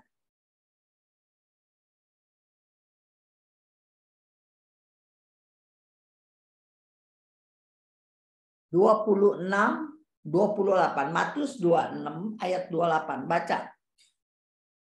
Sebab inilah darahku, darah perjanjian, yang ditumpahkan bagi banyak orang untuk pengampunan dosa. Baca lagi Efesus 1 ayat 7. Saya kasih ayat-ayatnya dulu. Nanti ayat simpenan saya ada satu. Seluruh kitab suci cuma ada itu ayat yang paling bagus. Saya nemu waktu bikin pelajaran ini. Nggak ada di pelajaran lain. Efesus 1 ayat 7 dulu. Sebab di dalam Dia dan oleh darahnya kita beroleh penebusan, yaitu pengampunan dosa, menurut kekayaan kasih karunia-Nya. Baca terus lagi. Yang dilimpahkannya kepada kita. Kisah Rasul 13. Kisah Rasul 13 ayat 38-36. 38-39. Kisah Rasul 13 38-39. Jadi ketahuilah, hai saudara-saudara, oleh karena Dialah, maka diberitakan kepada kamu pengampunan dosa. Dulu nggak ada pengampunan dosa, hanya di dalam nama Yesus ada pengampunan dosa. 39. Dan di dalam Dialah setiap orang yang percaya beroleh pembebasan dari segala dosa yang tidak dapat kamu peroleh dari hukum Musa. Jelas ya, jadi berulang-ulang ya. Perjanjian lama korban secara lahiriah itu nggak ada pengampunan. Nah ini ayat yang spesial. Ini jawaban untuk Yosi. Imamat 17 ayat 11. Seluruh kitab suci cuman ini ayat paling jelas. Imamat 17 ayat 11. Silakan.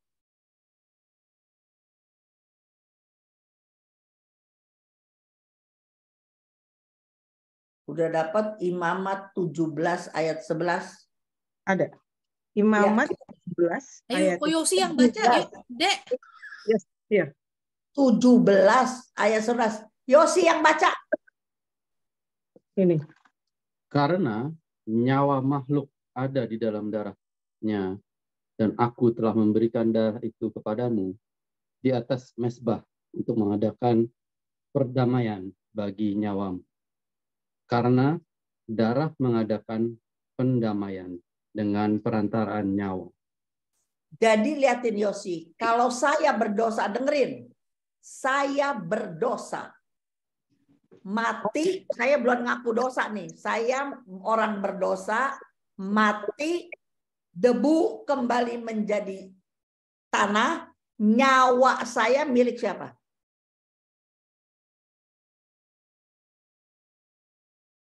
Dengerin dong gua ngomong. Saya orang berdosa.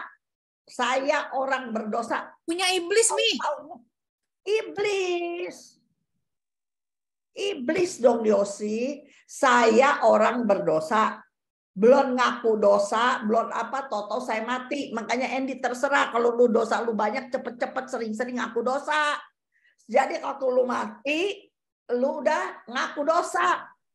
Waktu saya mati, saya orang berdosa. Waktu saya mati, nyawa saya udah milik iblis. Bisa nangkep nggak, Bir? Kalau saya berdosa, saya belum ngaku dosa, nyawa saya digade di iblis, bukan? Iya. Digade dong di iblis. Kalau gua mati langsung iblis punya, kan? Iya. Yesus mau tebus nyawa saya yang digade di iblis. Nyawa ganti nyawa. Di dalam darah ada nyawa. Jadi Yesus Allah kita yang maha adil, dia mau kalahkan iblis dengan adil. Gua ganti nyawa Ibu Cun yang berdosa dengan nyawa gua. Jadi barang siapa mengaku dosa, lihat gue ngomong begini aja gue berinding, bro. Gue berinding karena gue tahu Yesus setengah mati, belain gue mati. Dia mau mati bakal gue. Makanya aku nggak bisa minggir lagi dari Tuhan. Aku yang banyak dosa, nyawa saya yang tergade sama iblis ditebus oleh nyawa Yesus. Nyawa Yesus ada di mana? Di dalam darahnya. Maka Allah itu Allah kita, Allah yang adil. Iblis dikalahkan, bukan dihancurkan. Tapi iblis dikalahkan karena toh ada manusia yang mau percaya kepada Yesus. Yang mau tebus semua nyawa orang berdosa udah milik iblis nih, digade. Tinggal lu mati, masuk neraka. Tapi ternyata orang berdosa yang gitu banyak, semua ditebus oleh darah Yesus. Maka iblis dikalahkan. Luar biasa nggak? Yesus tebus dosa kita. Selagi kita masih berdosa, Yesus sudah mati, serahkan darahnya untuk kita. Maka sebagai thanksgiving kita, masa lu tega sih mau jahatin Tuhan? Masa lu tega sih mau ngelawan perintah dia? Walaupun perintah dia nggak masuk akal. Dia suka suruh saya memberi dengan duit saya yang terbatas. Kasih si ini, belanja ini. Aduh Tuhan, duit gue cuma segini, tapi udah nggak kerja. Tapi gue mau taat, dan gue mau taat. Sampai papi udah nggak punya kerjaan, orang tawarin gue banyak kerjaan pasif income, gue nggak mau. Gue bilang, Tuhan, gue kerja di kerajaan lu. Lu tahu kebutuhan gue, lu cukupin. Dan sampai 76 tahun, Tuhan genapi janjinya sama saya. Saya hari ini sangat-sangat tidak berkekurangan. Karena saya juga udah gak kepengen apa-apa. Mau kemana-mana juga udah ditraktir makan orang. Gue juga kagak mau simpen duit. Duit gue cuman berapa. Jadi gue terima, gue kasih. Gue terima, gue kasih. Tapi sampai hari ini, aku gak kekurangan. Belajar taat kepada firman Tuhan gak gampang. Tapi kalau kita seutuh-utuhnya menyerahkan firman, menyerahkan hidup kita, percaya kepada firman Tuhan. Happy lu hidup. Kamu lihat gak muka gue susah? Muka gue kerut-kerut. Orang bilang, Cun lu operasi ya? Leher lu kok bisa kagak ada? Anugerah Tuhan. Tanya orang paling dekat, kalau ini operasi paling sedikit sebulan. Pernah gak gue absen 2 minggu aja, seminggu? Gak pernah. Selalu on air, selalu gak pernah. Gue sakit cacar ular, gue sakit batuk pilek sampai setengah mati, asma sampai kumat. Enggak satu pun acara aku batalkan. Kalau kamu nonton berapa kali yang mundur tentang Jendela Jiwa, itu speaker gue sampai ditutup. Gue batuk masih kedengeran tuh, batuk berapa kali ditutup. speakernya. Tapi aku tidak pernah membatalkan acara aku. Luar biasa, Tuhan tebus kita, teman. Luar biasa. Dia menderita, sangat menderita. Kamu nonton film The Passion lah. Sekali-sekali daripada nonton film Korea, nonton film The Passion. Kamu akan lihat begitu menderitanya, darahnya berceceran, darahnya sampai habis. Kenapa sampai habis? Dia waktu disalib masih ada algojo tikam lambung dia. Yang keluar air, darahnya mana? Udah habis. Dia tebus segala dosa kita. Sampai begitu menderita. Masakan sih nggak punya hati kita untuk bertobat. Hidup bakal apa? Saya punya ipar. Doktor, profesor. Satu folio tuh titelnya semua ada. Sekarang udah 86. Alzheimer. Jalannya ketimbang. Udah lupa ini siapa nggak tahu. Jagonya luar biasa. Belain karier, belain prestasi. Sampai pisah anaknya di Amerika. Ntar mau datang akhir bulan. Anak sekolah, bininya semua ke Amerika. Dia karier. Sama Mokhtar Yadi, kalau dari sono rumah sakit mau ke Jakarta, naik helikopter. Tangan kanannya. UPH dia yang bangun tuh, UPH kedokteran. Sangat kepercayaan. Tapi sekarang bakal apa? Udah lupa semua. Jalannya susah. Nggak punya apa-apa. Dia punya banyak apartemennya, ada berapa-berapa. Tapi dia nggak inget. Duitnya ada berapa nggak tahu. Dia makan obat apa tergantung suster. So what for? Lu punya segala. Bakal apa? Relasi sama Tuhan nggak ada. Relasi sama keluarga nggak ada. Padahal Yesus tebus kita luar biasa menderita. Jadi orang baik nggak gampang, apalagi menjadi orang benar. Orang benar dan orang baik itu mesti pertolongan Roh Kudus. Tanpa pertolongan Roh Kudus kita nggak bisa. Ingat satu ayat ini. Nyawa kita yang seharusnya masuk neraka telah ditebus oleh darah Yesus. Nyawa ditebus dengan nyawa. Karena dia adalah Allah yang maha adil. Jelas apa enggak Yosi?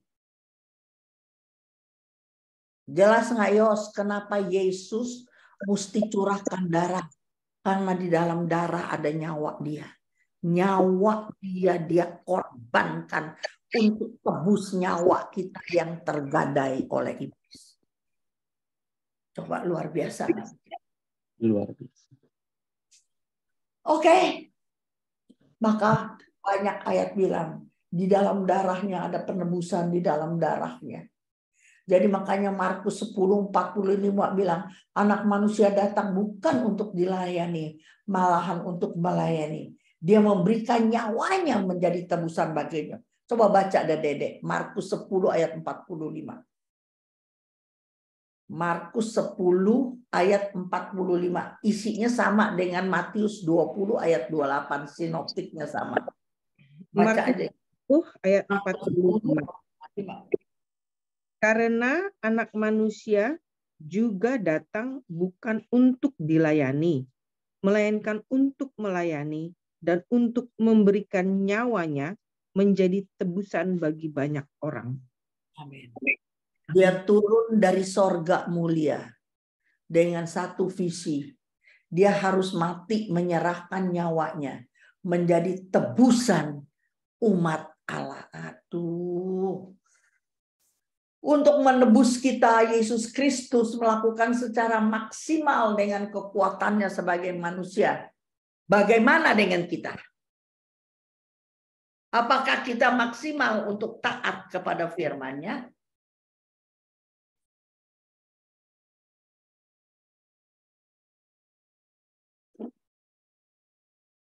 Nih, baca nih waktu di Taman Getsemani, ayo baca lagi. Yosi baca. Lukas 22 ayat 43-44. Yesus tuh tidak gampang. Waktu di Taman Getsemani dia omong sampai 3 kali. Tapi 2 kali dia ngomong begini. Aduh Bapak, kalau mungkin cawan ini lalu dari hadapanku. Jadi artinya, aduh Bapak, pakai bahasa gue ya. Tuhan, besok jangan gue dah. Aduh, kalau bisa besok jangan gue. Karena dia udah tahu menderita dia kayak kita nonton film The Passion. Aduh besok jangan gue dah. Dia ngomong 2 kali, datang malaikat. Baca Lukas 22 ayat 43-44. 43-44. Ya, Lukas. Maka seorang malaikat dari langit menampakkan diri kepadanya untuk memberikan kekuatan kepadanya. Ia sangat ketakutan dan makin bersungguh-sungguh berdoa. Peluhnya menjadi seperti titik-titik darah yang bertetesan ke tanah. Luar biasa nggak? Itu lihat susahnya dia.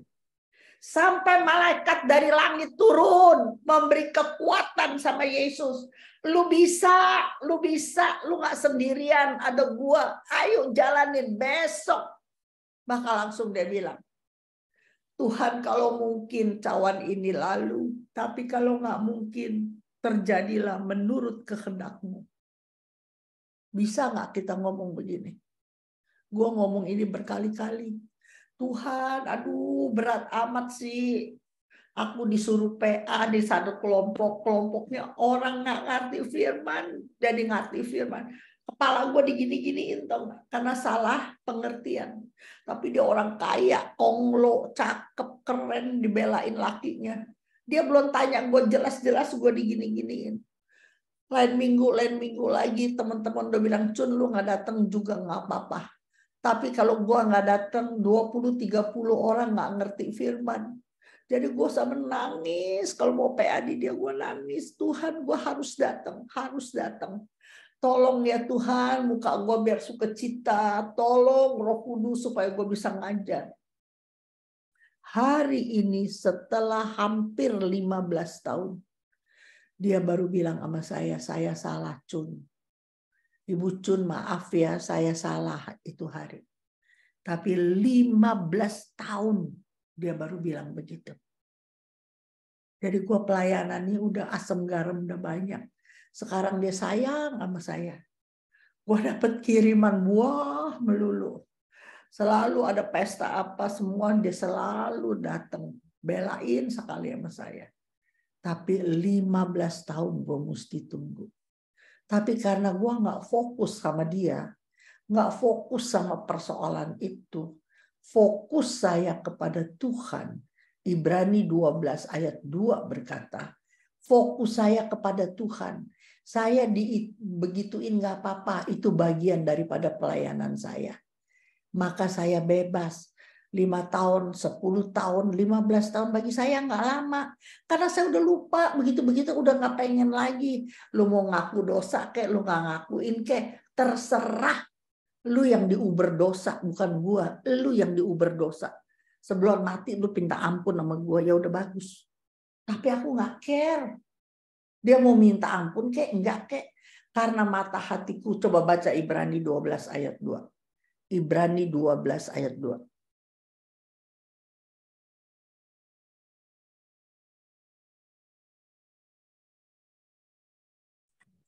Ini 12 ayat 2. Marilah kita melakukannya dengan mata yang tertuju kepada Yesus yang memimpin kita dalam iman dan yang membawa iman kita itu kepada kesempurnaan, yang dengan mengabaikan kehinaan tekun memikul salib, ganti sukacita yang disediakan bagi Dia yang sekarang duduk di sebelah kanan tahta Allah. Amin. Mengabaikan penderitaan itu dari manusia bukan? Kita dihina sama pasangan, sama mertua, sama ipar. Jangan sakit hati, jangan sakit hati. Kalau kita ini kudus, Kita ini bait Allah, kata Korintus. Allah akan membinasakan orang yang mau membinasakan bait Allah. Jadi itu urusan Tuhan. Jadi saya nggak mau pusing. Dia mau minta maaf kayak sama saya. Enggak, saya udah nggak pusing lagi. Saya berjalan terus, pelayanan terus. Saya abaikan penderitaan. Banyak saya ngalamin hal-hal semacam begitu, kecil-kecil, gede-gede. Aduh, saya abaikan. Terus saya jalan. Maka sampai hari tua saya, Tuhan tolong saya. Tuhan genapi firman-Nya sama saya. Kamu boleh tanya orang umur kayak saya. Kasarnya nih masih laku saben hari. Padahal pewarta ada 400 lebih. Kasih karunia Allah bukan coba. Kasih karunia Allah bukan coba. Mi, sampai tua-tua juga masih tetap jadi cewek panggilan ya, Mi ya? Iya, coba toh.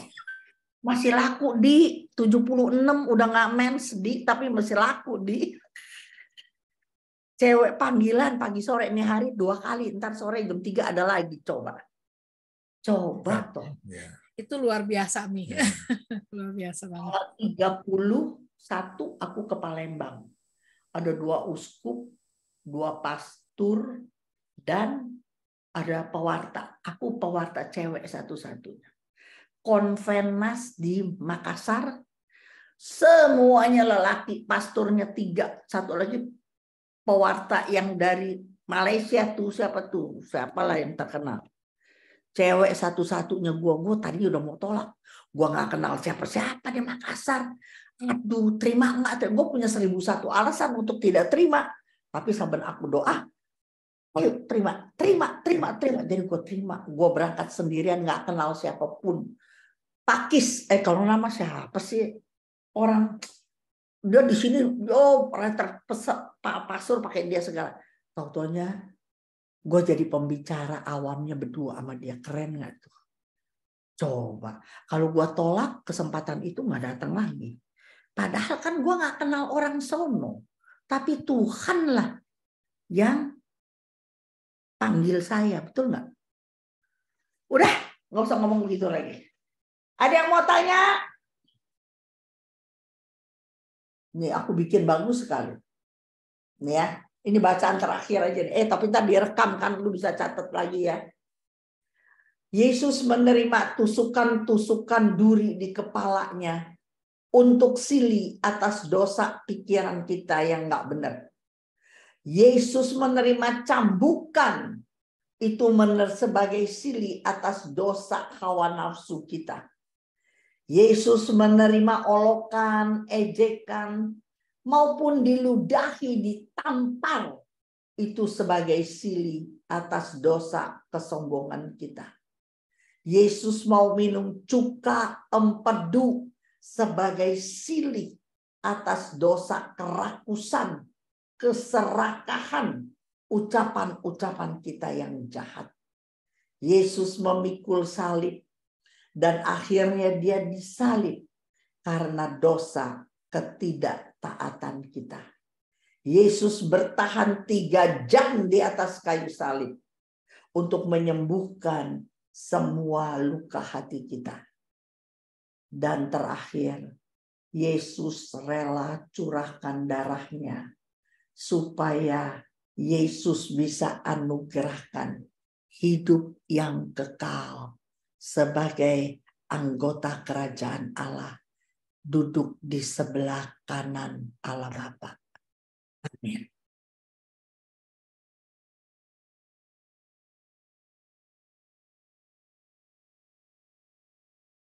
Dua jam, bukan sejam.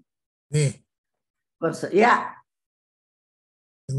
Dengan cerita pengorbanan Yesus yang luar biasa, kenapa kebanyakan dari kita, termasuk saya, masih berdosa? Karena lu kurang melekat sama firman. Kalau lu melekat sama firman, gue juga orangnya emosi. Gue juga otak gue kuat. Makanya gue lebih pakai pikiran logika daripada hati. Tapi karena setiap hari aku bergaul sama firman, setiap hari, kan aku panggilan. Mau nggak mau, cewek panggilan pagi sore, udah jengkel sama laki, jengkel sama anak, jengkel sama temen, nggak ada waktu, udah nggak ada waktu. Buru-buru gue udah bangun lagi. Ada waktu kosong, ayah ntar besok mau ikut lagi. Pelajarannya masa sama terus. Gue belajar lagi. Nggak ada waktu untuk daging. Nggak ada waktu pikiran untuk jahat, udah nggak ada waktu. Erat seperti ikat pinggang kepada jubah Tuhan. Itu Tuhan genapi dalam hidup saya. Yeremia 13 ayat 11. Kita akan menjadi umat yang ternama, terpuji, dan terhormat bagi Allah. Jadi Andy, kan lu banyak nggak ada kerjaan. Jangan hobinya yang lain-lain. Hobinya baca firman aja. Nanti Tuhan akan angkat kamu. Saya nggak punya masa, dana, kuasa apalagi. Gue biasa-biasa doang, nyonya rumah biasa, nggak bisa apa-apa. Tapi di akhir hidup saya, di hari tua saya, Tuhan buat saya ternama. Kenapa ternama? Satu-satunya orang Katolik cewek, YouTube-nya seminggu 2 kali lu, gue bilangin. Lu buka YouTube aja, di mana-mana ada nama Ibu Cun. Nggak ada yang sederes sama Ibu Cun, nggak ada. Ada banyak, 2 ada, semua ada. Cuman yang sederes saben minggu ada, nggak ada. Gue bilangin cuma Ibu Cun. Terpuji, gue dipuji orang. Bukan karena kehebatan gue. Orang nenek-nenek mau hebat apa. Sekolahnya juga kagak tinggi. S1 aja kagak lulus. Terhormat. Terpuji. Ternama. Terpuji. Terhormat bagi Tuhan. Yeremia 13 ayat 11. Genap dalam hidup saya. Hidup mau ngapain lagi? Hidup mau ngapain lagi? Biar lu terkenal bangun fakultas sekarang ratusan ribu alumninya. Yang bangun sekarang udah ketemlek, nggak nginget orang. Orang juga udah nggak inget dia. Orang udah nggak inget dia. Tapi kalau kamu terpuji, terhormat, ternama kayak Mother Teresa. Mother Teresanya udah mati. Ordonya sampai hari ini masih jalan. Orang masih datang mau jadi umatnya Mother Teresa. Jadi teman-teman, semua di dunia nggak ada yang kekal. Tetapi bersama Yesus itu yang kekal. Semua habis yang kamu buat secara dunia habis. Kaya ada yang lebih kaya, pinter ada yang lebih pinter. Yang bangun fakultas UPH sangat terkenal. Paling bagus, paling pinter, paling mahal. Sampai sekarang orang masuk. Tapi yang bangun orang udah lupa. Semua di dunia nggak ada yang kekal. Tetapi yang tidak kelihatan itu kekal. 2 Korintus 4 ayat 18 sebagai ayat terakhir. Yeremia 13 ayat 11. Ntar baca Ansela ya, ntar lu baca. Sekarang baca dulu 2 Korintus 4 ayat 18. Coba baca. Andy baca. 2 Korintus 4 ayat 18. Betul nggak? Coba baca. Bukan. Sebab kami tidak memperhatikan yang kelihatan, melainkan yang tak kelihatan. Karena yang kelihatan adalah sementara, sedangkan yang tak kelihatan adalah kekal. Amin nggak tuh? Amin. Nanti saya udah mati nih. Tapi Riana pasti ingat, lu pasti ingat. Ibu Cun udah mati. Tapi dulu gue diajarin sama Ibu Cun begini. Betul nggak? Iya apa enggak? Gitu. Pasti dong, Mi. Guanya udah mati. Tapi orang-orang pasti ingat. Gue bisa hidup begini, Ibu Cun yang ngajarin. Coba sekarang Ansela baca, Ansela. Ansela, Yeremia, Yeremia 13 ayat 11. Coba baca. Sebab seperti ikat pinggang melekat pada pinggang seseorang, demikianlah tadinya segenap kaum Israel dan segenap kaum Yehuda kulekatkan kepadaku. Demikianlah firman Tuhan, supaya mereka itu menjadi umat, menjadi ternama, terpuji dan terhormat bagiku. Tetapi mereka itu tidak mau mendengar.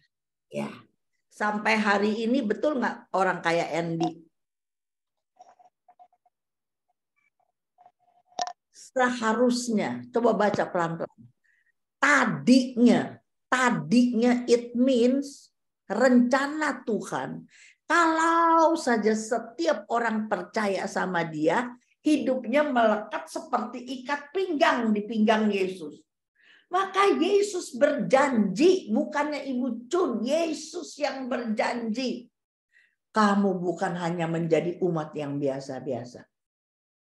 Kamu menjadi umat yang ternama, terpuji, dan terhormat. Bukankah ini yang dicari orang dunia?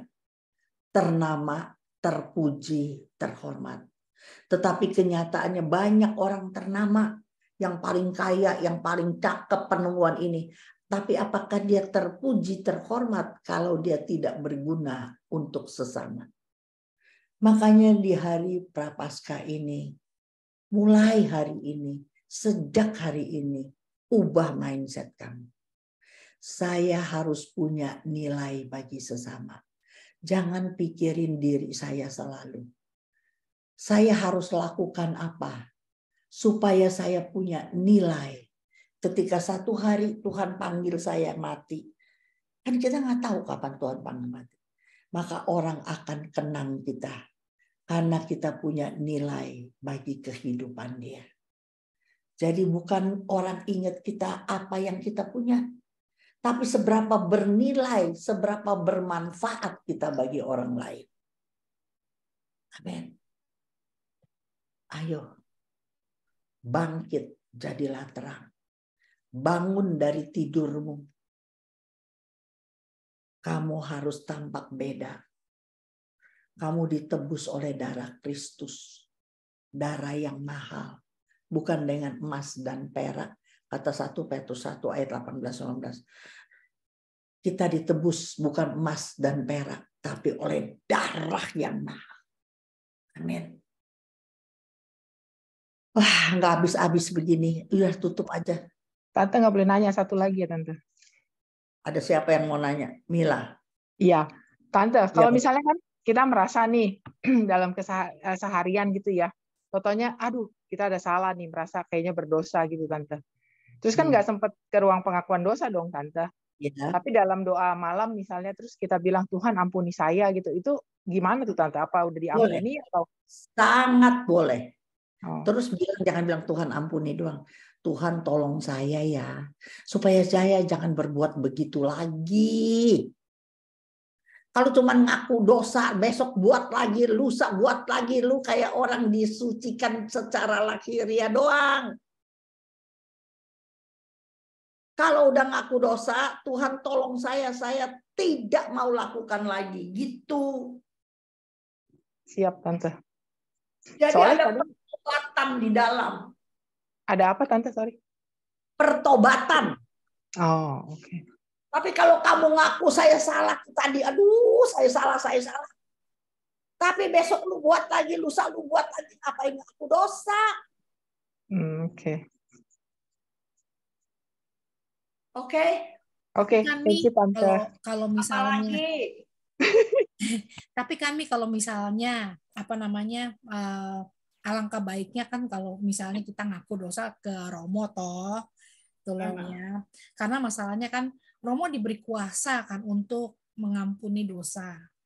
Jadi itu adalah tanda, sebenarnya adalah tanda kerendahan hati kita di hadapan Tuhan. Dan sebenarnya aku mau tambahin, itu nolong si pastor. Si pastor tuh ya baru merasa sungguh-sungguh jadi pastor kalau dia terima pengakuan dosa. Lu boleh tanya deh sama pastor. Rasanya dia hidup fully alive. Kalau dia bisa dipercaya orang ngaku dosa sama dia. Dan dia dipercaya Allah mengampuni dosa. Itu hidupnya fully alive. Orang pastor yang kering adalah pastor yang cuma disuruh misa melulu. Jadi tukang misa, tapi nggak ada yang mau ngaku dosa sama dia. Itu omongan pastor sama saya. Dia baru merasa berharga jadi pastor kalau dia dipercaya terima pengakuan dosa, terus kayaknya Tuhan pakai dia untuk mengampuni dosa. Itu ingat itu. Oke. Terus tutup deh. Baik, Mi, terima kasih. Iya, oke. Baik, terima kasih, Mi. Minggu depan kita lanjutkan pelajaran kita yang ketiga. Pelajaran kita yang berapa tuh? Hah? Jam 7 apa 8? Minggu depan jam 7, Mi. Sama. Kalau enggak ntar yang di East Coast kesian, Mi, kemalaman. Tuh loh, sorry Mi, bikin Mami bangun pagi-pagi, mesti dandan pagi-pagi demi kita. Oke. Ya, baik, terima kasih Mami, terima kasih teman-teman yang udah hadir pada hari ini untuk belajar. Banyak sekali pelajaran yang kita terima hari ini dan seperti biasa saya nggak lupa-lupanya untuk selalu ngingetin bagi teman-teman yang mau memberikan persembahan kasih untuk Mami. Buat yang di Amerika boleh di-sell ke saya, Riana, di 650-580-3488. Oke.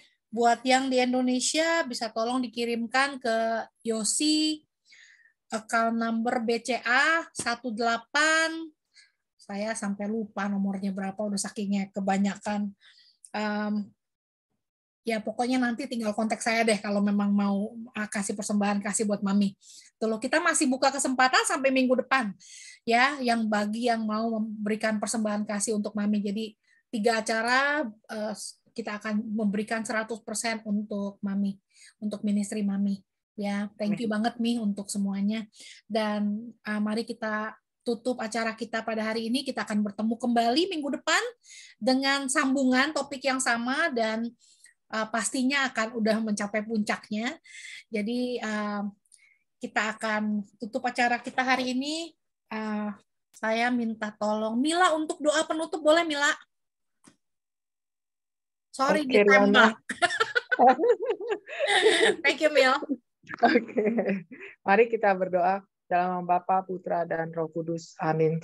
Allah Bapa di dalam surga, puji dan syukur kami panjatkan kepadamu atas waktu dan kesempatan yang kau berikan kepada kami untuk berkumpul pada malam hari ini, untuk mendengar firman-Mu, mengenal Engkau lebih dan lebih dalam lagi Bapa, mengenal hidup-Mu, dan semoga apa yang boleh kami dapatkan dari Tante Chun pada malam hari ini sungguh menjadi kekuatan di dalam hidup kami untuk berubah cara pandang kami, cara pikir kami, karakter kami, sehingga kami boleh menjadi pelaku firman-Mu di dalam hidup ini. Dan biarlah juga Tuhan, mampukan kami untuk dapat terus belajar seperti Engkau di dalam kesusahan kami. Seperti Engkau berkata di Taman Getsemani, bila saja cawan ini boleh berlalu daripada kami, Bapa, tetapi biarlah kehendak-Mu yang terjadi. Biarlah terus Kau tambahkan iman kami, sehingga kami mampu melakukan apa yang menjadi kehendak-Mu dalam hidup kami. Ya Bapa, pada malam hari ini juga, kami mau mempersembahkan Tante Chun ke dalam tangan kudus-Mu. Biarlah Kau berkati Tante Chun selalu ya Bapa. Urapi dan lindungi selalu. Berikan kesehatan yang terbaik untuk Tante Chun. Sehingga kami boleh terus mendengarkan firman-Mu, pengajaran-Mu melalui Tante Chun. Sehingga kami boleh berubah, boleh bertumbuh untuk semakin mengenal Engkau lebih dan lebih lagi. Berkati keluarganya juga ya Bapa. Berikanlah kesehatan, kesejahteraan, dan juga damai sejahtera di tengah-tengah keluarga Tante Chun. Biarlah Kau terus yang membimbing langkah-langkah Tante Chun. Ya Bapa, kepada malam hari ini, kami mau mempersembahkan diri kami, hidup kami ke dalam tangan kudus-Mu untuk istirahat kami pada malam hari ini. Sehingga esok kami dapat bangun dengan kekuatan yang baru. Sehingga kami boleh menjadi pelaku-pelaku firman-Mu dan menyenangkan hati-Mu. Berkati juga teman-teman kami yang ada di Indonesia, sehingga mereka boleh juga menjalani hari-hari mereka pada hari ini dengan penuh sukacita, perlu penyertaan dan perlindungan dari-Mu, sehingga mereka juga boleh mendapatkan keselamatan yang berasal daripada-Mu. Amen. Semuanya ini kami serahkan ke dalam tangan kudus-Mu, Bapa. Di dalam nama Tuhan Yesus Kristus kami sudah berdoa dan mengucap syukur. Amin. Amin. Bapa, Putra, Kudus. Amin. Thank you, Mila. Happy birthday, Mila. Terima kasih, Terima kasih Tante Cun. Iya. Bye-bye. Mila, sampai ketemu. Sampai ketemu kapan ya. Terima God bless. Papa. Happy birthday, Mi. Ya, sampai nanti. Dah. Thank Ya, you. dah. Lucu.